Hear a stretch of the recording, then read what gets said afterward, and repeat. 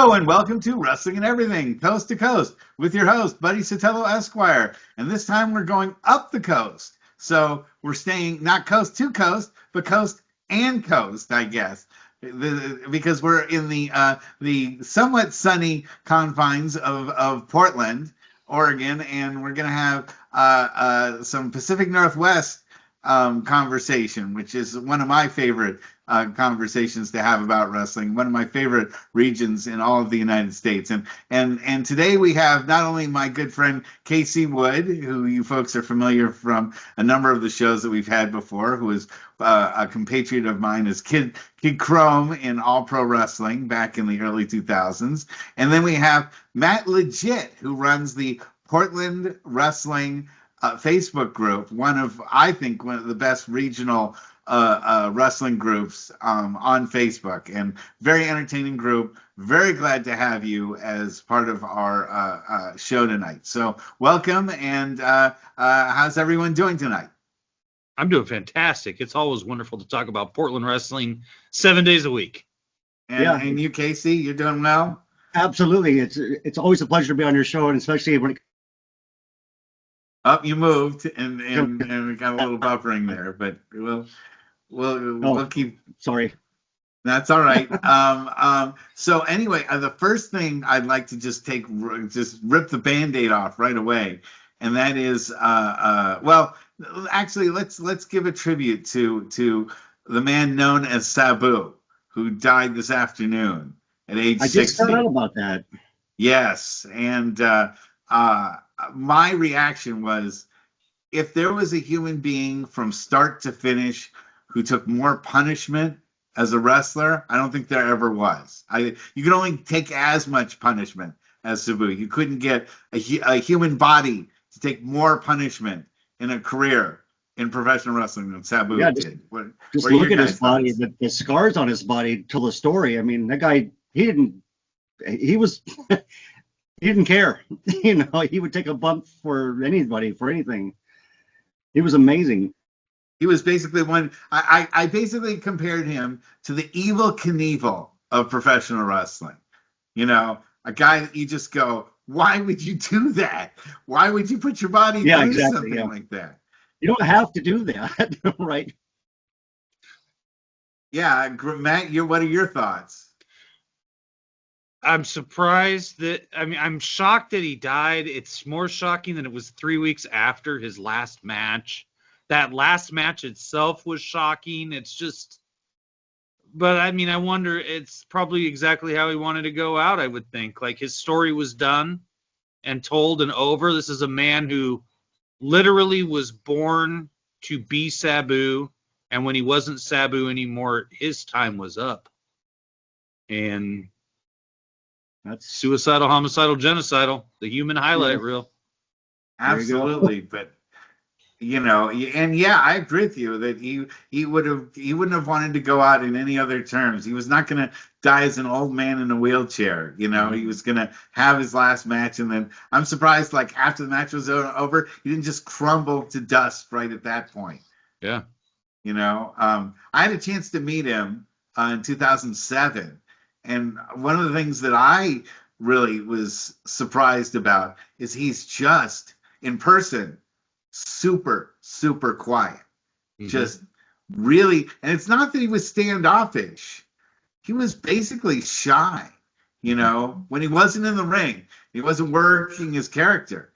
You could just tell, like, talking to him, the only thing he was thinking about was, when is his next match? That seemed like that was always just what he was just thinking about, and just, on his mind, and what he lived for was to get to his next match. Mm-hmm. And everything else in life was just stuff that happened that other people took care of for him so he could get to the next match. I don't know if we'll ever find another wrestler that's exactly like that ever again. Yeah, there'll never be another Sabu. That's one of a kind. One of a kind. A lot of people have tried over the years to become the next Sabu, but name them. Who are they? Nobody knows who they are. Ultimately, the only guy that I think of now that is capable of putting himself through that much punishment and still continue is Ospreay. What about Darby Allin? Well, Darby is He's too, half but retarded, it seems. yeah, but I mean, Ospreay's got the body and somehow the pain tolerance to keep like continuing to do it on this high level forever and doesn't seem to slow down, you know. And Sabu, I mean, even after he had his hip surgery done in what, like 2009 or something, and wrestled another 14 years on a It's crazy. replaced hip and you know, a spine that was put together with, you know, pins and needles and I'm sure stuff they found in the driveway at an indie show. You know, they probably just sewed that in there, you know, after one of his things there. I mean, just really amazing too. And also you know, and Evan. fire. Yeah, Evan pointed out that also Melissa Coates was a big, you know, part of his wrestling career, and her death was also so early too. We did a tribute show to her when she died, and just it just unfortunately Sabu was surrounded, like unfortunately a lot of people in the wrestling world, with a lot of sadness of the people that, you know, even he was able to outlive, which, you know, is a statement too to, you know, the unfortunate, you know, ticking time bomb that we have when we join up with the wrestling circuit. I've had to attend too many wrestler funerals and say goodbye to some of my friends that I really cared about. Sabu's one of those weird cases where you're shocked that he's dead, but at the same time, it's like it's equally as shocking that he made it to 60. Yeah. Yeah, 60 with a body of like a 300. That was kind of my thought as well, actually. When I read it earlier today on the internet, I kind of thought the same thing, like you just said. Like, it's shocking, but kind of really not in a way, you know, if that makes any sense. Yeah, it is. You know. Well, absolutely. But yeah, he does go down as one of the great, like, you know, premier names of extreme wrestling. I think absolutely. that if you had to make a Mount Rushmore of extreme wrestlers, there's not. I'd put Sabu there. I'd put Mick Foley on there. I'd put Terry Funk on there, and then who else would you guys want to throw on there? I'd throw Sandman on there. Sandman, that's a good. It's like just going through tables and stuff. That actually was psychology in the matches.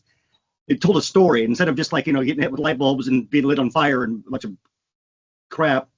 He actually told a story, like Terry Funk and Mick Foley, like you just said. Mm-hmm. That's Absolutely. Why I liked that. It wasn't just about being, you know, crazy and stuff. It told a story. Maybe Abdullah the Butcher. Maybe you'd throw Abdullah the Butcher as the. It's like that's the generation. I don't know about that. Like, it's a big fat lazy. Abdullah, Bruiser Brody, Atsushi Onita. Yeah, but that's almost like the precursor. It's weird. It was like hardcore before hardcore. The Sheik, the original Sheik. The original Sheik would be the fourth one, probably. Yeah. Or Carlos Colon, maybe too. Yeah. Sure. Even Dusty Rhodes, to some extent, was just crazy with those hard. I guess it's not fair to even call. I mean, and Onita definitely could be called hardcore, but I don't know. Like, just because you profusely bled, I don't know. Is that a qualification to be hardcore? I mean, you didn't really see Abby and Bruiser didn't like use tables all the time and no barbed wire and. Oh yeah, they used barbed wire. Yeah, Abdullah. But I mean, to the extent that they were using it in ECW. No, not in ECW. They were using it years before ECW even existed. I mean, I remember. No, I'm saying were they using it to that extent though? Like where it became almost a commonplace thing. Sure, you're right. No, they really unfolded all the other stuff, like, you know, diving into chairs and setting things on fire, and, you know, the fans, like, you know, I remember the chair throwing incident with ECW, and I mean that's just something that, you know, and, you know, that is a perfect transition into Portland wrestling, you know, because it's the opposite. Well, I was going to say, you guys have a reputation of being some of the most well-behaved and most respectful crowds that anywhere in the United States. You always appeared very large numbers for your Portland wrestling always drew really good crowds, but they were all, I mean, the reputation that I heard is that you guys were incredibly well behaved as fans, and that you were very respectful and you were very smart fans up there. I've never seen a riot happen. I think that we came close a couple times. Buddy Rose was very adept at making people very mad at him.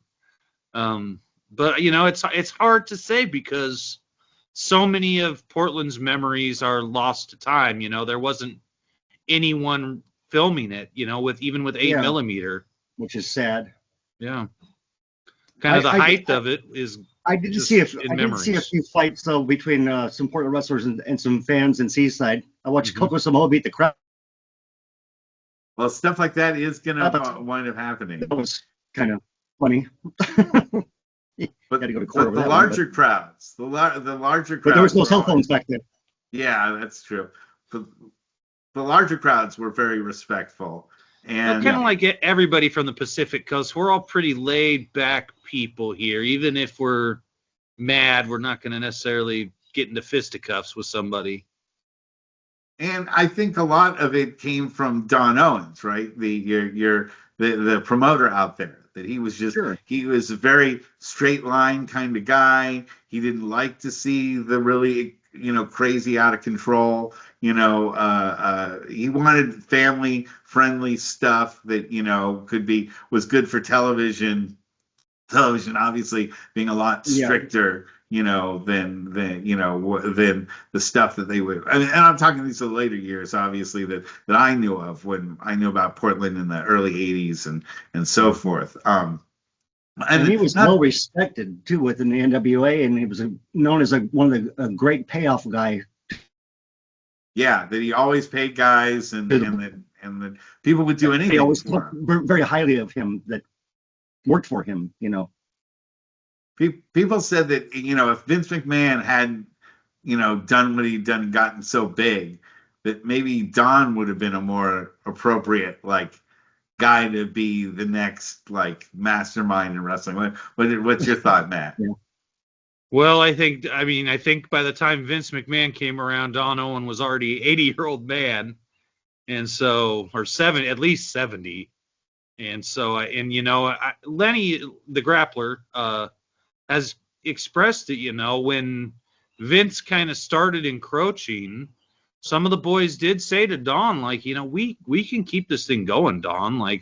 Vince can't be everywhere at once. And that's very true. You could have, I'm surprised Tony Khan does not focus on running his show with a focus on the West Coast, because Vince can't be. I mean, he comes to Portland twice a year. We haven't had a pay-per-view here since whatever the WrestleMania where Austin retired up in Seattle. Wow. Yeah, I was there for that. Yeah. And so I think it would be very easy for a guy like Tony Khan to dominate the West Coast from Seattle to, honestly, you could get into Texas. I think, he's almost like the shape of a C. Wow. on a map, right? And we don't get a lot of AEW shows here. We've gotten a few in the last couple of years, but for many years, we didn't get anything. We never get any Ring of Honor stuff. Ever comes to it doesn't come to Portland. It doesn't come to the Bay Area either. As I was saying to you before the show started, we're all on the same circuit. So wrestlers would come to Arizona, to Phoenix, then they would go to LA or San Diego, then LA, then San Francisco or San Jose, then up to Portland, then up to Seattle. They make that huge big, and hit the big cities all on the same coast. So we either got wrestlers that were headed on the way up to Portland, or ones that were in Portland headed on the way down to LA and San Diego and so forth.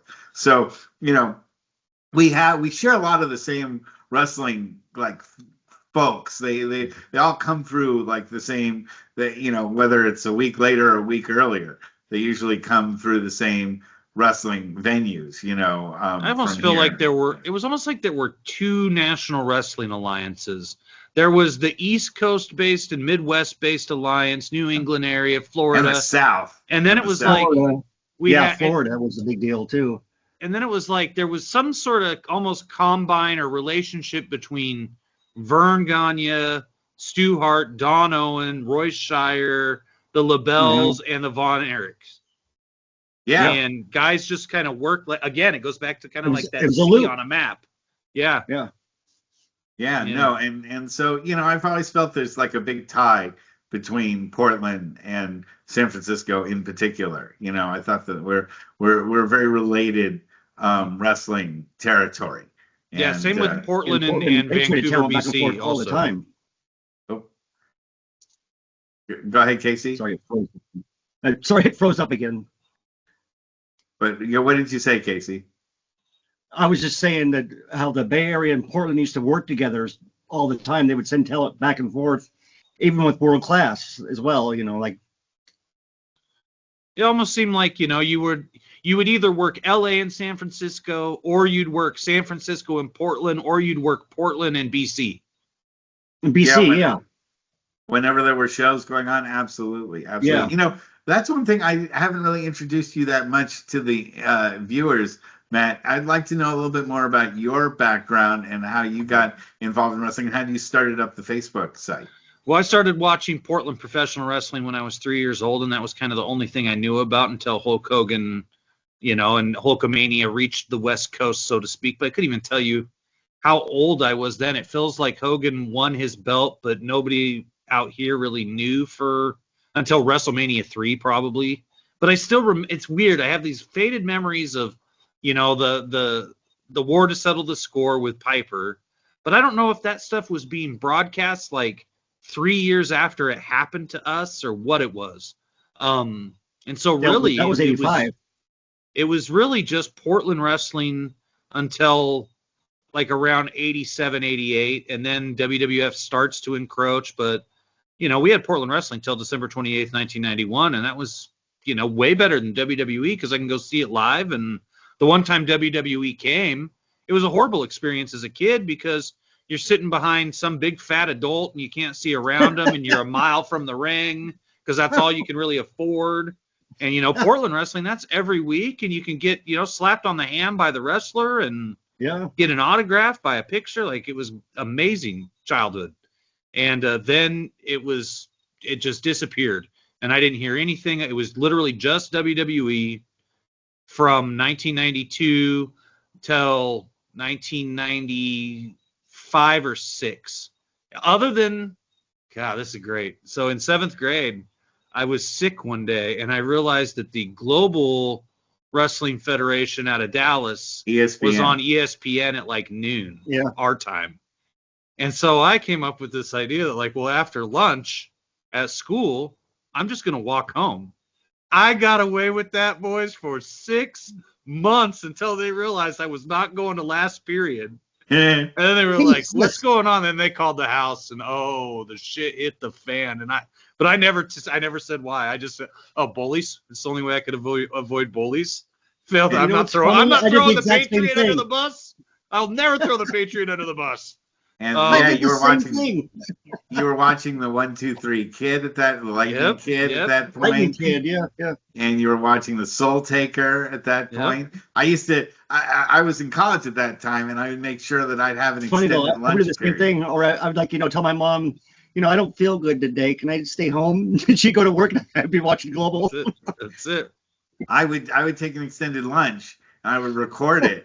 And I had, because my brother was living with a roommate that hated wrestling, so he wouldn't watch it while he was living with this guy, and he would come see me every couple weeks or once a month, and we'd have these wrestle-thons where I would just awesome. We would watch 6-7 hours of Global. I just I would just we'd just go back over and watch all that, and I'd catch all the good wrestling matches from prime time wrestling at that point until it turned into Monday Night Raw.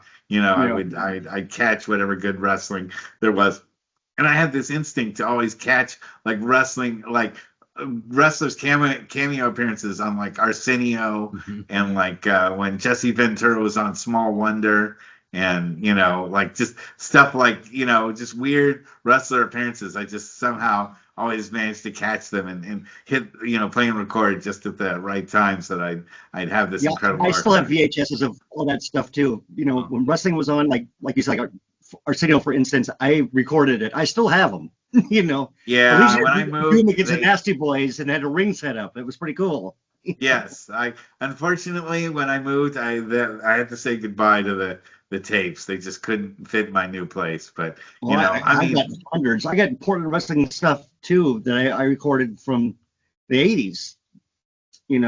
Back when You haven't had any VCRs. of it? Have you had any of it digitized, Casey? No, I wouldn't even know how to even do that. You said you give me the tapes, and I put them on a DVD, and I put them online, and I give you the tapes back. Done it 100 times. That was you? well, you guys sound like maybe you guys need to set up a lunch meeting one of these days, and get to hang out and exchange tapes and stuff like that. In boxes, I recorded. VHS players were expensive back in the 80s, but yeah. I recorded tons of Portland wrestling. They're still expensive now. Here in the 2020s, it's impossible to find a VHS. Isn't that weird? Yeah, that's weird. I have a VHS to DVD converter, and I don't use it to watch any tapes. It is strictly to convert pro wrestling tapes to digital so that it's not lost. Oh, it's so easy. I'll just send you a big box. Pop it in, and I got 25 of them. Somebody just gave me from an indie promotion that was around in the early 2000s, run by Johnny Fairplay, who later became famous on Survivor. Absolutely, yes. He worked for Piper for a long time too. Yeah. So after Portland wrestling shut down in '91, it was there was nothing, just wrestling on TV. And then sometime in like late '95 or early '96, Sandy Barr, who used to be the referee for Portland, he started promoting in Vancouver. Now, he had been promoting the whole time in Portland. He was at the sports arena throughout '92 and '93, but his TV was on at like 2 or 3 in the morning, and so you're not reaching anybody. And we didn't have the internet. It was terrible production too. I remember that. I met with him actually. I was gonna. It's a long story, but I was gonna invest in something he had going on, and then it got kind of shady, so I just backed out. But smart. You could tell there was no profit at the end of the day, kind of thing. Yeah, there wasn't, all the talent just disappeared. Yeah. And so he'd have, a lot of young guys and just a couple guys with modest experience. He still had Colonel would come. Whenever Snuka would come to Jesse town, Barr. he would always come wrestle. He had Jesse, John Rambo. Yeah. Matt Bourne wasn't till about 95, 96 is when Matt came in. And Matt, turned that promotion around. I remember when we started going to the Bagley Center to watch those shows, it was like Bagley Center, 60 to 80 of us. And after Matt had been in charge for just a few months, I mean, close to 200. And then in like May or June of 96, I think, it was weird because at that time there were 2 referees named Chad Manning and Tony Kozina.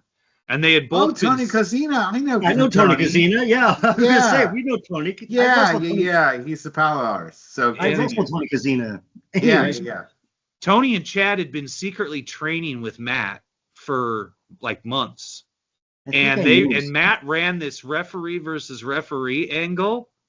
And nobody expected it, right? And they came out and they had a match, and it was like, you're expecting nothing. And they've been practicing and preparing for this moment. So they tore it down.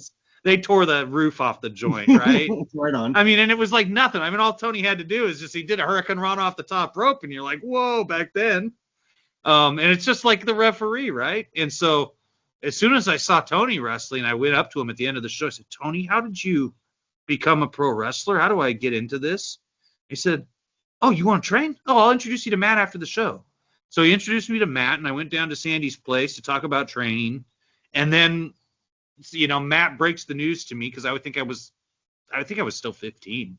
He's like, well, I can train you. You're young. But you're not going to be able to wrestle till you're 18.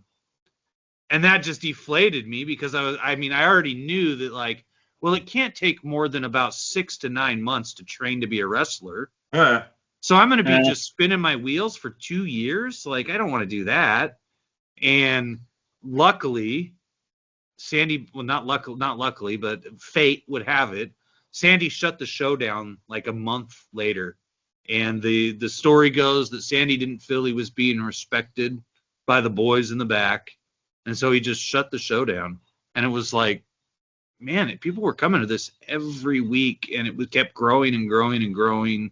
Matt was making the TV as interesting as he could make it. You could tell that he had been influenced by being in Philadelphia and that whole thing. And so Sandy shut it down, and then it was just the Dark Ages again. And you had so that was like 96, Sandy shuts down. Around 99 or 2000, Jeff and Ivan Kafori start working with Don Koss to run what they call Portland Wrestling Total Chaos was the TV at the show. Roseland Theater. At the Roseland, and Bruiser Brian Cox was the big star. Yep. And but of course that kind of folds after a couple years. And the Aladdin Theater as well. Oh, they ran the Aladdin. Okay. Yeah, they did. Every once in a while I'll see footage from Sandy Barr's promotion, and I can't identify the place. I'm just like, where did he run that I don't know about? And it turned, and then, Johnny Fairplay did his little New Dimension Wrestling thing for a few months. We had a guy named Pete Schweitzer who thought he was going to be a promoter, and he was for a few months, and it all just fell apart. And Sandy was still doing training. He opened up a new company at some point called IGA, which is awesome, right? Because it's the only wrestling promotion that doesn't have the word wrestling in it. It's the International Grapplers Alliance. Yeah, I was say I don't remember that. And it was just a rinky-dink little thing he did, and it was like Wednesday nights in a freezing cold garage warehouse, and no advertisement. Just put an A-board out on next to the St. John's Bridge, and it'd be 12 people. You know what? Sorry to interrupt you, but I took Donovan Morgan there. Mm-hmm. Just so really? Yeah. Yeah. Okay. And by the way, he walked in and he goes, "What the F is this?" Donovan's like, "What is this?" There's nobody. It's like, flea market basically. Yeah, and a lot of guys got in through Sandy during that period. He also ran clapping in these little folding chairs, and it's just so pathetic. It was, and he also ran at outside shows in front of a supermarket called Corno's, which is famous for having like all the fruit up. They have like these giant painting of fruit that surrounded the building. I remember that place. And so he would run shows there too. I know guys have told me they're like, God, in the summer with the sun beating down and it's like the mat is 130 degrees. Yeah, you're getting burned by it. Yeah. People don't realize it can get hot up in Portland. They all think that Portland, Seattle, it's cloudy all the time there, but you have your moments. And then we had another guy named Frank Culbertson who started the third version of Portland Wrestling. It was the Owens first, then the Kaforis had Total Chaos, and then Culbertson came around and worked with Don Koss. And I didn't know about like any of these. I knew about the Culbertsons, but from like 2001 to 2004, there was just no wrestling as far as I was aware. Even though Culbertson had TV, it was just, he wasn't reaching me. Seems about right. And there was a backyard promotion, but to describe it as a backyard promotion isn't fair because it was wrestling on a floor in a bar. It was called Dr. Payne's Clinic, and Dr. Payne, Bob Spiker, had these visions of greatness, or maybe they were delusions of grandeur, one or the other.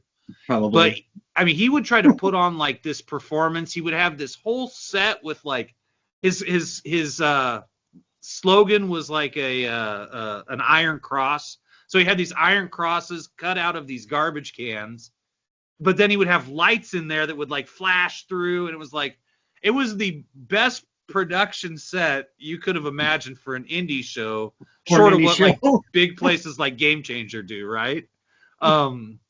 And so I was like, well, I mean, this is all there is, and I love wrestling. And like, I went to his show with a friend who was in the military, and we had a great time, even though it was just the worst. And it was just like, but Bobby Spiker didn't understand, like, he couldn't see a difference between his backyard show and WWE. Like, he didn't get it for 10 years. But he just was persistent, and it didn't matter. And then through him, I found out about Culbertson and then other promotions, and we had what I call the rise of the indies in 2004, 2005.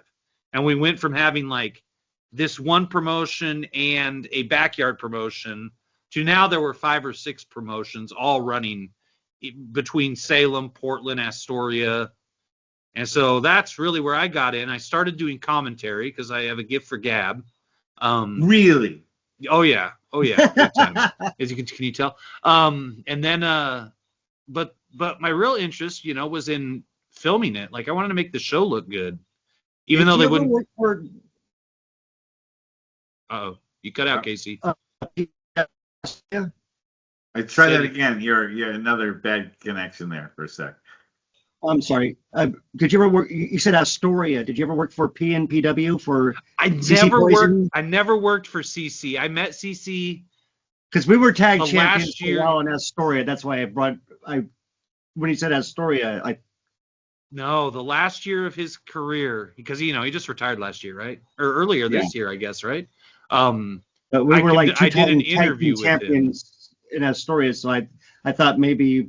You look like you'd be tag team champions with CC Poison. Yeah, we were called Metal Express. Okay. I remember he had another team that he was in with Thunder back in the day. Yeah. Chris. But that was right before my time. And so I just started shooting wrestling, and so I would shoot ringside camera because I was born to, with a knack for an eye. I just had a good eye for wrestling. I knew where I understood how they worked in the ring. So I knew where I needed to be with a camera at all times. And yeah, that's, very important. And I remember, it was the best compliment because I would have people ask me, legit, do you use 3 cameras or 4 cameras? I say, I use 2 cameras. I have a hard camera, and then I'm moving so quick at ringside and zooming in so quick to get the next shot that, but I cut in between all that to make it look as good as I can make it. And so, I did about 425 hours of weekly wrestling shows for a decade here in Portland. And nothing ever changed. I had a friend there's a historian around here named Mike Rogers who did a magazine for a long time called Ring Around the Northwest. You know what? We wanted to get him on the show tonight. He's very elusive. Yeah, we couldn't get him in time, but we'll get him on the show, and we'll try to get you on at the same time. It'd be Mike's amazing. Yes, trust me, it's not going to be your last time on this show unless you want it to be the last time on your show. So I had a friend who was a wrestler, and I had ordered some old issues of Ring Around the Northwest for Mike. And we're looking at it, he's like, look at the results pages in this one and then in this one. And they were 10 years apart. And it was the same guys and the same matches. I was just like, nothing's changed here for 10 years. And I kind of got a little disenchanted. But during this whole time, I got very lucky and I got introduced to a guy named Dutch Savage. Free plug for Dutch Savage right there in the Dutch Mafia. We all know who Dutch Savage is. Yes, Dutch Savage, the legend of Portland wrestling, who, made Portland wrestling in the 1970s amazing and was an incredible booker, incredible promoter, pretty much everything you could be. And even though the coal miner's glove, Dutch was very disenchanted with modern wrestling. He didn't like it at all because they don't work anymore. And but I knew all this stuff about his era, and he took a liking to me because he was like, you actually did your research to come interview me, and you're you weren't even alive when I retired, kid. How could you know all this stuff about me? And so that just kind of developed into a friendship the last few years of his life. So I was able to regularly pick his brain and try to understand wrestling. And he was kind enough to impatiently guide me along. And it took a long time before it was after his death that it all started to kind of come together, and I'd reflect back and I was like, God, this is exactly what the old man was talking about. And he's 100% right. These guys are struggling to draw 120 people, but I'll be damned if they worked like they did back in the day, they would probably draw more because people would become emotionally invested. And, from there I kind of got into the historical thing. There's two people who archive a lot of Portland wrestling footage. The first one is Rich Patterson. Hands down, Rich obtained what's called the Buddy Rose collection. And Rich took all these old tapes because Buddy had yeah, did he have like in his garage or something, and they were like molding or whatever, and his wife was going to throw them away, and he's like, no, I'll take them, I'll redo them. Yeah, it's actually, I think there's like two parts to it. I think the first time was Rich went by the sports arena right when it was closing, and in a locker he found these moldy tapes that Buddy had left, and he went out and it was like this machine that was a precursor to the VCR that Buddy had in the late 70s. Reel-to-reel, yeah, it was like reel-to-reel tapes. And so, because Don Owen would just tape over to save money, and Buddy would like, no, I'm going to keep these because someday, and he was right, they're worth a lot. Yeah, I think he just taped them so they could just watch back and get better in the ring and see what what. Yeah, what if I did Don Owen this time? Didn't care. He would just save money by retaping with KPT. Big time. Yeah, because those tapes were super expensive back then. And so Rich had like done this first batch of conversions from that old video, and then at some point Rich bought, I think it was after Buddy died, he purchased the rest of the tapes that Buddy had saved, and he started doing those ones. Well, then I came around in like 2004, and then by 2006 I was interested in finding old Portland wrestling footage, and I didn't even really know about Rich at that point. And I had just a wrestler, a guy named Widowmaker, still wrestles. Said, He found all those tapes that were moldy or whatever, and he had them cleaned up, and it cost him a lot of money, apparently. Yeah, I think so. And to have it transferred and all that stuff. And I had, this wrestler Widowmaker was like, well, I got 3 old Portland wrestling tapes. And I was like, dude, I have a machine that can put them on DVD. And he's like, okay, I'll loan you my tapes. And gave me the tapes. A week later, I brought him back the tapes, and then another wrestler was like, oh, my dad left me 3 Portland wrestling tapes. Gave me those tapes, and it was some old Beetlejuice stuff, Art Bar, and it just spitballed from there. And then it was like people with 8 tapes. And then you get that reputation where it's like, this guy takes our tapes, he converts them, and he brings the tapes back. So now you got a wrestler walking in with a box. He's like, I don't even know what's in here, legit. Look through it. Maybe you'll find something. Oh, it's all WWE. I don't want it. See, I need to send you a box of Portland wrestling tapes and say, hey, just have at it, dude. I would love to. So, yeah. But yeah, you guys definitely need to hook up, when you can, off camera. It's on YouTube, but some of the stuff I do have is not on YouTube. So, Good. Yeah, we can help. That's what we need, baby. We need to fill in those blank spots. Right. Yeah. If I can do that, take it. Yeah. We can help preserve Portland wrestling tonight. If I can help it out, why not? I'd love to. We're running out of time. I want to find out how you got started with the Portland Wrestling Facebook. Oh my gosh. So, I started doing all this, converting all this footage, and then I just put it back on TV because nobody really owns it anymore. And then social media became a thing. I was like, well, I need to start, a Portland Wrestling Facebook page. And I did, and that grew and grew and grew.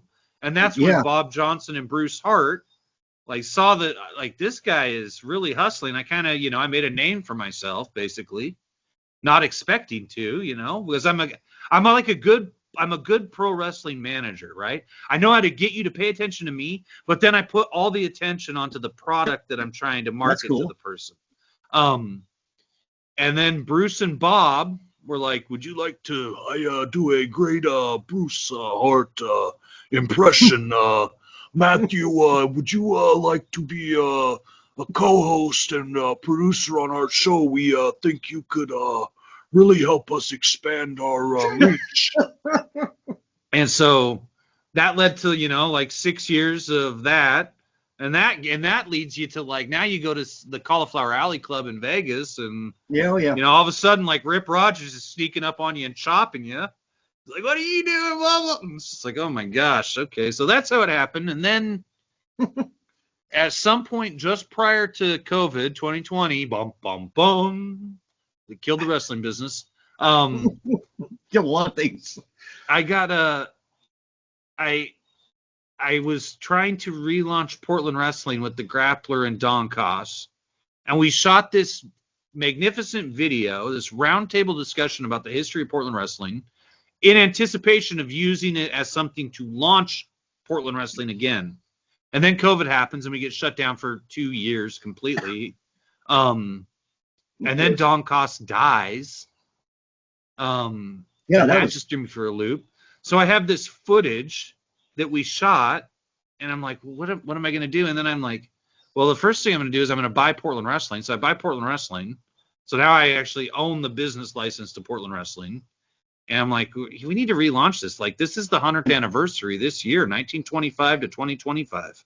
Herb Owen started this joint in 1925. And so I'm going to cut this together and see if I can expand it and make it like everything it needs to be a feature-length, 90-minute movie that tells the story, for better or worse, of Portland wrestling with myself and Don Cost and Grappler around a table. So that is what I am going to be premiering on May 31st at 1 p.m. at the Portland Sports Arena for the first time in 32 years. You were actually, that's what I saw. You actually were there. Yeah. On Chautauqua Drive, you know. Casey, that's where you should bring your tapes. Go see that and bring your tapes and the belts. And I'll bring the belts too. Yeah. Yes, bring the belts. Be like a perfect tie-in. I have a huge Portland wrestling collection, by the way, from stuff. I used to be friends, Lynn Denton and I, very short. But Piper's Pit Stop, on the weekends we would go out, hang out. Why does it always cut out when Casey's telling a great story? I know. Good stories and memorabilia. Let's put it that way. He would give me stuff, T-shirts, and I got stuff that people don't have. Wow. That I kept because it needs to be archived. I grew up on Portland wrestling. Love it. And so yeah, that's a great summary of the history of Portland, the Portland Facebook site. Now, I'd be remiss if we didn't spend the last quarter of the show talking about last night. I went and watched the Billy Jack Haynes. I knew that was coming. Yeah. Yeah, I knew it was coming. So I knew it was coming. Yeah.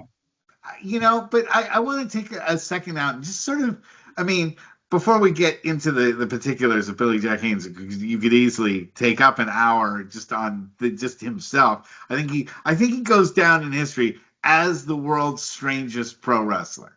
I think if you wanted to just sum up the story of the strangest individual in professional wrestling, if it wasn't Billy Jack Haynes, I'm not sure who else you'd mention. That guy's super strange. But there was something more about his origins and the fact that he so resonated with the people of Portland. You have some interesting guys, in your history in Portland, like including Matt Bourne as one of them, and Billy Jack Haynes as another, and Buddy Rose as another. That I look at as like the Rip Oliver, as guys that I look at the real core of like what made Portland wrestling what it is today, and they all have these very the Sheepherders, Roddy Piper. You can go on and on. Yeah, Piper Ventura.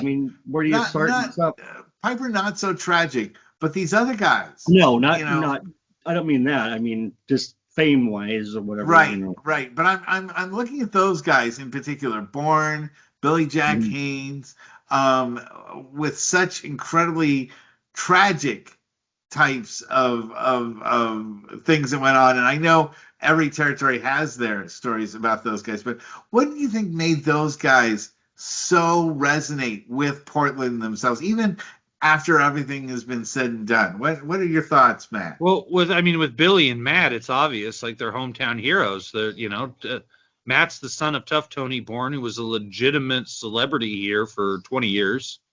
And then Billy Jack is the hometown boy from Oregon City.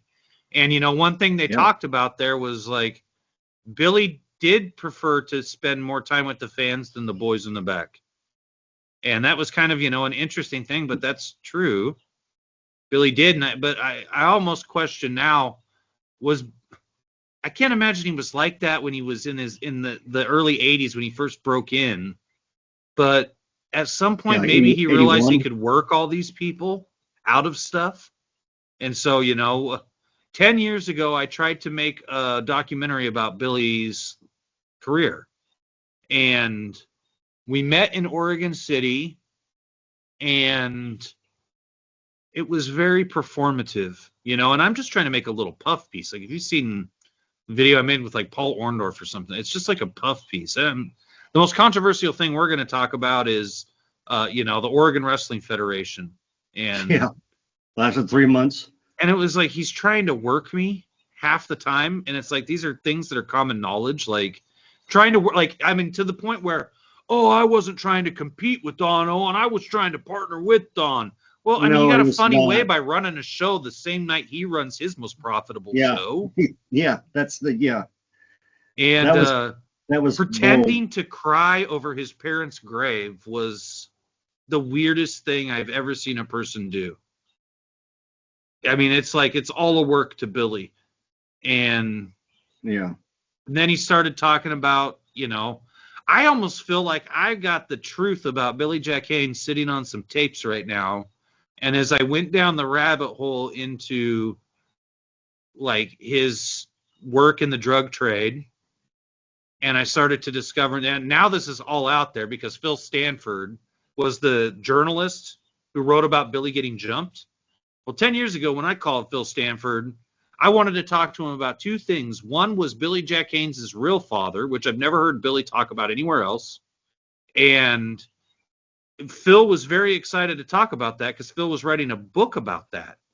But I didn't mention it was Billy Jack's real dad. I just started talking about this guy who was known in Portland in the early 80s. And then I brought up how Billy Jack told me that this guy was his real dad. And I wanted to ask him about that too. I have never heard, legitimately, I've never heard a grown man so scared in my entire life. And I was like, so you're willing to talk to me about a drug dealer from the early 80s who was murdered, but you won't talk about Billy Jack and being in the drug business. And it's because the Longoria family was very dangerous people. And when this journalist got scared, I started to realize, like, maybe I'm going down a rabbit hole that I don't want to go down. And I started looking into the Longoria family, and I very quickly realized I don't want to be in a video talking about these people at all, because I live close enough for them to make me not talk about them. That's And scary. So all that stuff about Billy and the Clintons, obviously, that's all BS. But there's a real story there that has yet to be told. That it's like I don't understand what's going on in his head, but I think it's desperate for attention, and of course you get paid to talk all this nonsense.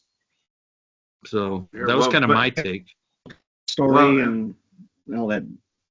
What do you think about his situation with his wife? And do you think that was something that, do you think that he murdered her, or do you think it was a mercy killing? What's your thoughts? He says it's assisted suicide is basically what he's saying. Oh, well, there's no such thing as a mercy killing under the law, so I can't say. I do think it was that. I do think he's not lying. I think that they made a pact together, and Billy fulfilled half of the pact or something. She's all like screwed up in the head, and yeah, she's 85. She has dementia. The hamster story is like insane. If you guys know about the hamster. Okay, no. bro. Okay. I don't think so. So let me tell you. Uh-oh. Jeanette had a son named Todd. Todd was a wrestler here locally under the name Todd Ruhl, Ruhl.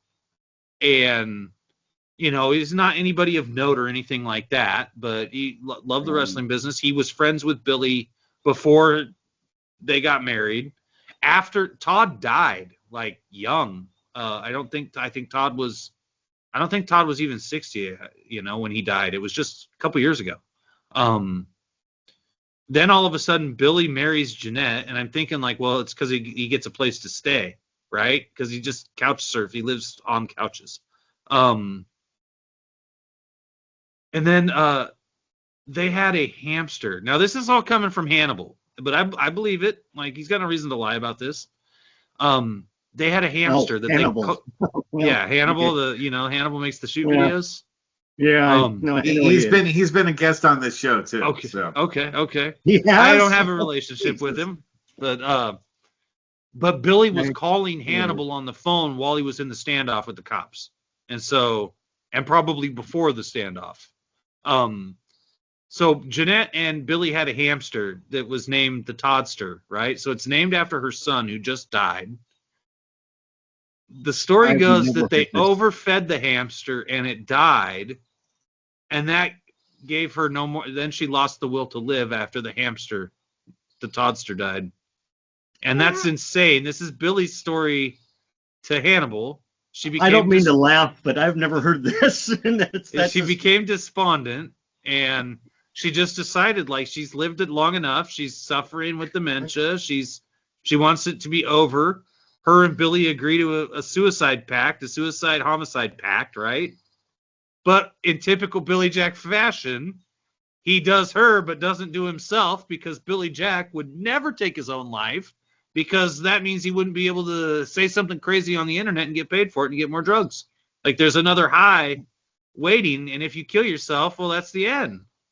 And Billy's, I think, narcissistic ego is such that he could never take his own life. Wow. I'd never heard the hamster thing, but that's just weird. Yeah. I got Right? nothing Really on that weird. one. Still, yet, he never got her to record anything or to write anything down Of saying, that they had a pact. Yeah, you're right. There's nothing. And so, and then he pulls out a gun and shoots her. It's not exactly like the kind of thing that, for most people in a suicide pact, they want to take a bunch of pills, or they want, run the car in the garage so that they women tend not to shoot themselves in the head. That's much more take what pills men and do. drink a fifth of Jack Daniels or something. Yeah, women want to leave a good-looking corpse. Right. Right. And few people want to be shot as their final, unless they do it themselves. They don't really want someone else to do it. But, that it's all very strange. He is definitely one of the strangest people. And that, just watching his words and just seeing like staring at him in prison, and just like what he is now versus what he used to be. Oh, sorry about that focus there.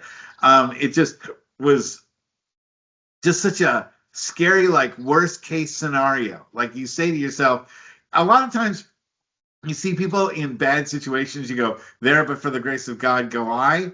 Then you look at Billy Jack Haynes, you go, there's nothing in my life that could have gone that bad that would have made me turn out like Billy Jack Haynes is right now. Mm-hmm. I mean, he's at the absolute bottom of humanity. I don't think you can be at a lower level as a human than Billy Jack Haynes. That. And it's sad too, because he could have been, man, his career could have went nuts in a good way, but he was just, it's like. Another freeze out. Barry Williams, like we all called him Billy Whack. The boys called him Billy Whack because you don't know what the fuck he's gonna do from one moment to the next, Grappler told me this story about when they first opened Piper's Pit and they were advertising it on Portland Wrestling TV, just real grassroots kind of advertising. They had a couple gals dress up in T-shirts that said Piper's Pit Stop on them. One of the girls had big boobs, right? Yeah, he was pissed about it. And this girl was the girlfriend of one of the camera operators from KPTV. Mm-hmm.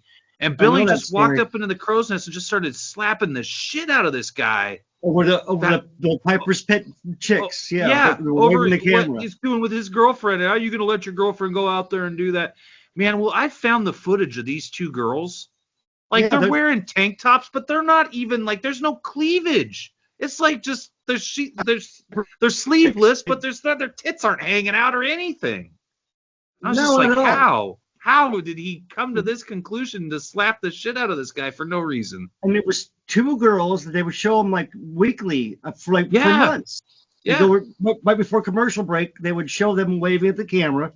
It's no big deal. They're promoting Piper's Pit Stop. Yeah, it was nothing. What's the problem? It was nothing. And he was pissed. Yeah, Len told me that story too. I think he might have said it on the show that we did with him or something. But He didn't like it. No. Well, fellas, I hate to Dude, say this. settle down. This is my least favorite part of the program, where I have to tell everyone that the hour is up. And yeah, I mean, Matt, you are a fantastic guest, and Thank so you. without a doubt, we want to have you back on again. But please promote your the 100th anniversary of Portland Wrestling to all of our listeners. Would I love hope to. you do May that, by the way. 31st in Portland, Oregon at 1 p.m. If you're a premium ticket holder, doors open at noon. If you're a general admission ticket holder, doors open at 12:30 at the historic Portland Sports Arena on North Chautauqua Boulevard in North Portland, the home of Portland Wrestling, where wrestling fans have not gathered in 32 years. We will gather there May 31st to watch Portland Wrestling, A Century of Excellence, a feature-length documentary starring myself, the Grappler, and the late, great Don Koss in what will be Don Koss's final appearance in life.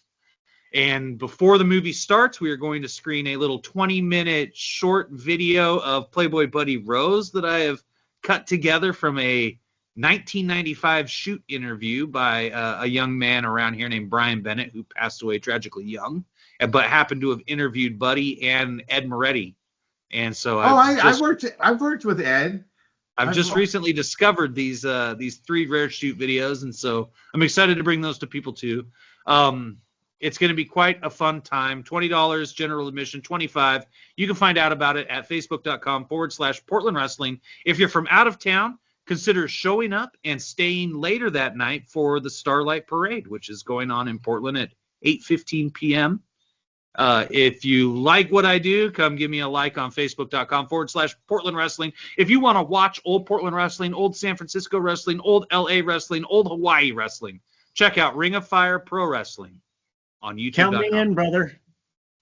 And I'll be there. Casey, you want to give anything coming going on in your life, or anything you want to promote? No, he just did it. I'm going to be at the show. You want to come see me? So be hey, I there. sold you one ticket. I I sold got you nothing one to ticket. promote. Thank you. I got nothing going on. We need it. I'm about halfway to breaking even with the building. If I told you what I was being charged to rent the joint, you'd say it's obscene.